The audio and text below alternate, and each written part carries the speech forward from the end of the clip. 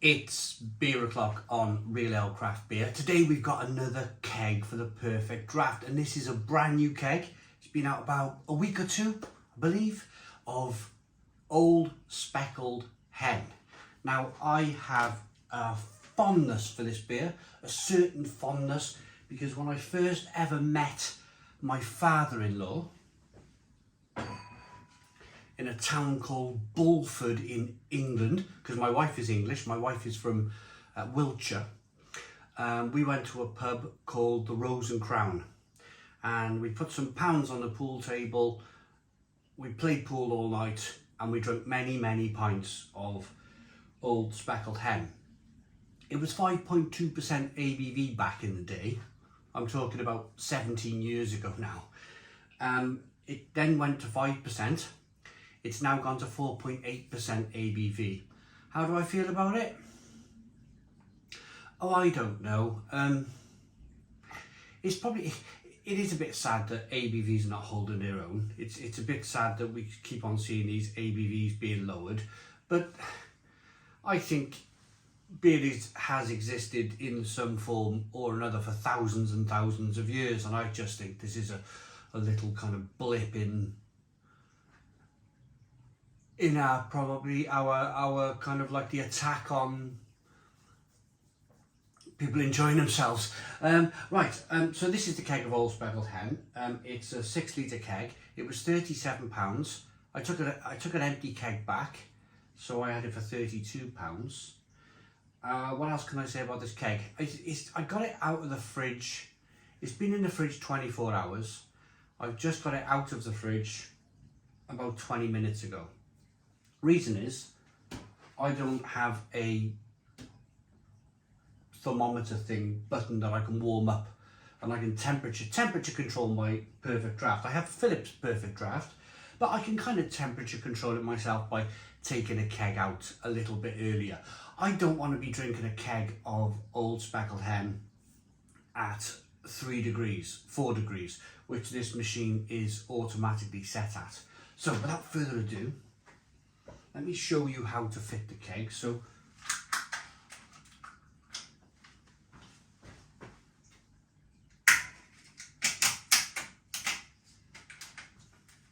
I'm doing a lot of building work in here, so you'll have to excuse the mess. But I see it as normal life. I see it as, you know, this is how things are in this moment. Grab your keg line, very important.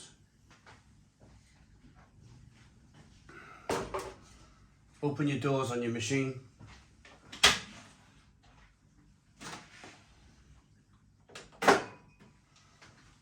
Here's your tap. Give the tap a bit of a bend. Now, a lot of comments in the comments box on this. We have another kinked keg line, and it's causing the beer to froth a little bit. So just try your best just to take that kink out. You don't want any real kinks in a beer line. Something that has crept into the Phillips Perfect Draft keg lines. Yeah, see, there's a weakness now, so you're trying to push it in. Now, some people have been commenting, oh, put it in hot water first, get the kink out. Point is, you shouldn't have to. You shouldn't have to do this. Once you get it past the kink, it does slide in. So you want to force that down. Yeah, see, it's not even, that's gone into position there. But, not sure if you can see the keg lines.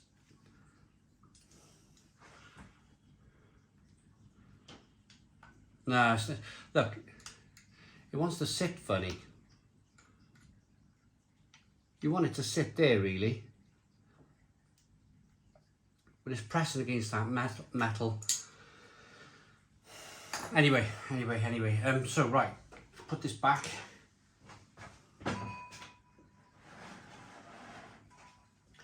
Grab hold of your line, put it on the top. push it down as so. This keeps happening too for me. The line pops back up.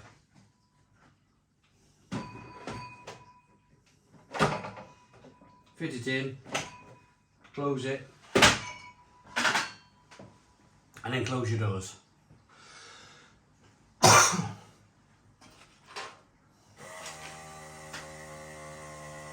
Right. Say 9 degrees. That'll shoot down because it should be a little bit cooler than that. So you've got a couple of things going on here. Your temperature at the top, how many days your keg's going to stay fresh for, which is 30 days, and how much beer you've got in your keg. Next thing you're going to want to do is pull some beer through your line.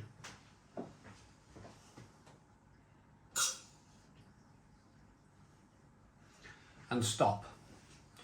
Reason being, you're doing two things here. Beer now is continuously in that line, so you're not asking it to fly through a line, then in your glass. You're just going to have a frothy glass of beer. The other thing you're doing is you're wetting your glass, which will also help with the beer pour.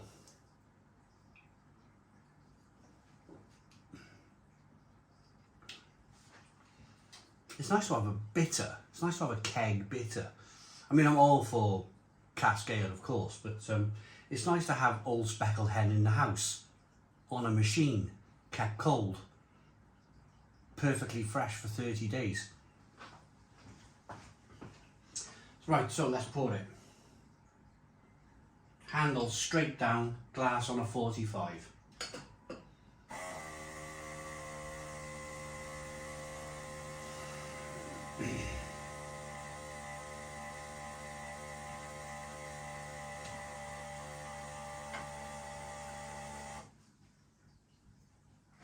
It's not too well. No. Let's not mess about here. I love my perfect draft machine. I love my blade machine, but I think there will always be a little bit of frustration. I did everything possible there. Pulled some beer through the line, wetted my glass, put it on a 45, pulled the first pint through. Okay, maybe it's got something to do with the fact that I've been moving the keg round and it just needs time to settle. But these beer machines at home, they always offer a big head on the beer. There's no getting away from that. So it's part and parcel of the machine, I think. So the beer looks to be at 5 degrees, which that's pretty good. You're going to be able to experience all of the malts in the beer at 5 degrees. You're going to be able to experience all of the hops in the beer at 5 degrees. And it'll offer more flavour at 5 degrees. Anything lower, you start to lose the malt profile, you start to lose the hop profile. So beer in the glass, we've got a massive head here. Let's make no mistake. 4 or 5 fingers. It will always frustrate me. 4 or 5 finger white head, creamy kind of ivory coloured head, amber beer in the glass, little bit of carbonation, but it looks good. Have a look at that beer as I rock it back and forth. Look at that. Right. Aroma.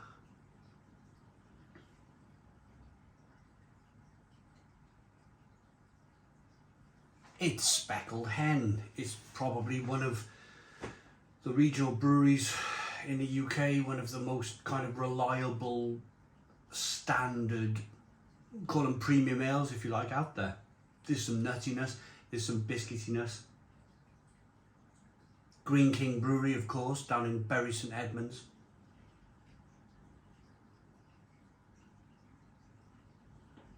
Let's get in. Cheers, everybody.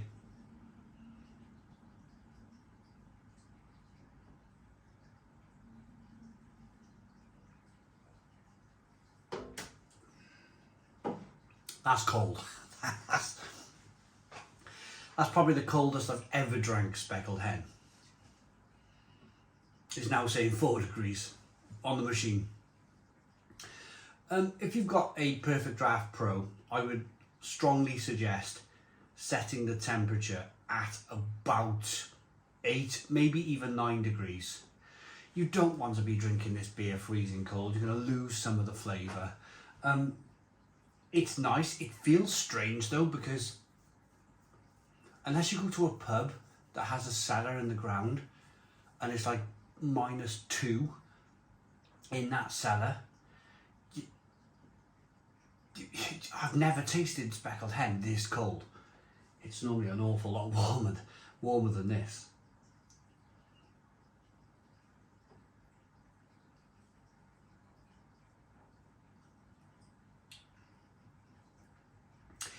It's what I would describe as a amber ruby type bitter. It's biscuity, it's bready, it's layered with malt flavour.